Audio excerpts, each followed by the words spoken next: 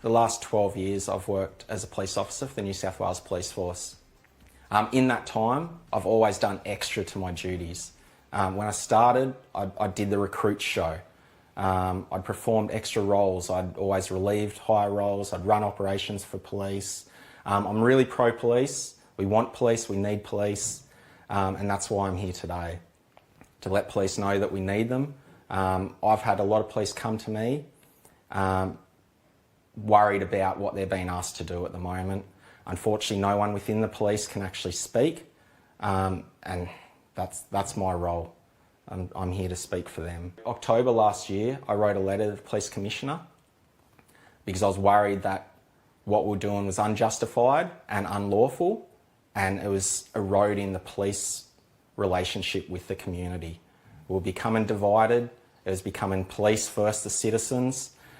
People are more scared of getting a fine than they are of an alleged virus. That was an evidence-based letter I wrote. It shows that what we're enforcing that was not justified. COVID is not what we're being told it is. On top of that, we were breaching laws. COVID's not about health, it's about control. It's everything other than health, you know. Health's about you connecting. It's about being outside. It's about your interactions. It's not about isolation. So I felt someone within the police needed to bring that up. No one had. I waited a long time before I released that letter. I was waiting, and basically it got to the point where I couldn't sleep at night, not doing anything. I approached Advocate Me with what I had and asked for their assistance putting a letter together. We came up with a plan that we would do an open letter and make it public because they believed that it would be suppressed internally. So my intent behind the letter was to notify the Commissioner and all police in on it, all police within New South Wales, of what we've got and that we may be acting unlawfully. So I sent it via email internally. Now that was suppressed after 6 hours and taken off, so not a lot of people saw it. But what did happen with Advocate Me making it public is it caught traction. A lot of members of the public saw it. With that, we have had literally people come up crying, going, "Thank you, I thought there was no hope." They were aware of the tyranny that's been imposed on them, and they thought that all police are out to get them. It hit a point where I had so many police come to me, not knowing what to do, feeling someone needed to say something, and I was stuck basically under non-disclosure agreements or gag orders that I couldn't move on. I couldn't talk to these police, I couldn't talk to members of the community, and I couldn't do anything publicly because of these orders. So I made the decision to resign from the police force with the new set of lockdowns so that I could actually speak for the police who are still serving. I couldn't face up as a police officer to enforce this tyranny on the population, knowing what I knew behind it. Therefore, what we're imposing upon the communities was unjustified.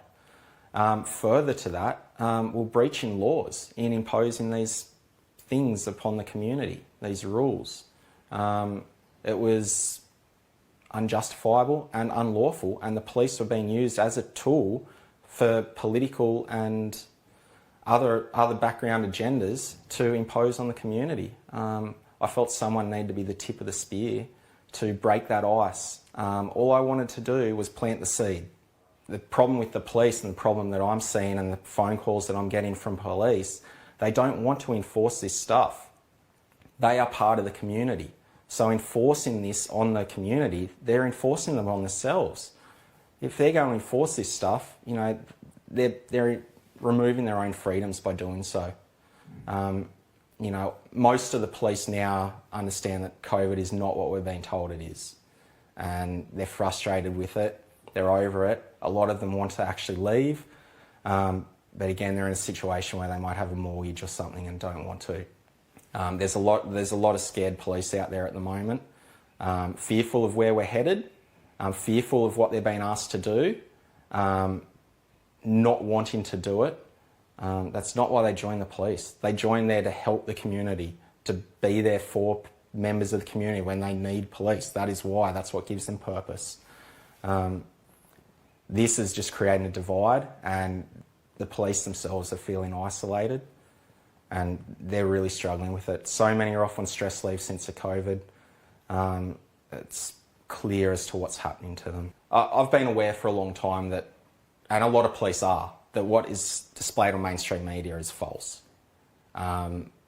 It's being able to read mainstream media and say, what are they trying to get at? And looking deep. They're pushing COVID so hard on the population. I went the other way and looked underneath. And what I found was a whole world of doctors and scientists, thousands and thousands of them, who are putting forward facts that have been ignored. Mainstream media have a lot to answer for. They're pushing this agenda. They are a tool that is, they call it programming. There's a reason they call it programming. I'm not sure where the mandatory vax comes in with the police, what the agendas are behind it. Now, within New South Wales, it's the Commissioner who has deemed it mandatory that the troops get vaccinated by the 30th of this month. Now, that hasn't come from government, that hasn't come from anywhere else, that's just a Commissioner decision. Most members of the police are lovely, even the high-ranking ones. There are a lot of police who do not want these vaccines. I have more than 170 in New South Wales that I've contact with who are adamantly not wanting the vaccine. I'm aware of many, many, many others who have already had the first shot who didn't want it, but they feel like they need the employment. It's complete coercion into having this medical procedure. I put it down to essentially they are being groomed to be injected. What you need to do as police is start questioning. You need to start questioning the orders and the directions you've been given. Do things honourably. Don't be belligerent. Don't put yourselves in a position if you're worried, but you can ask the questions.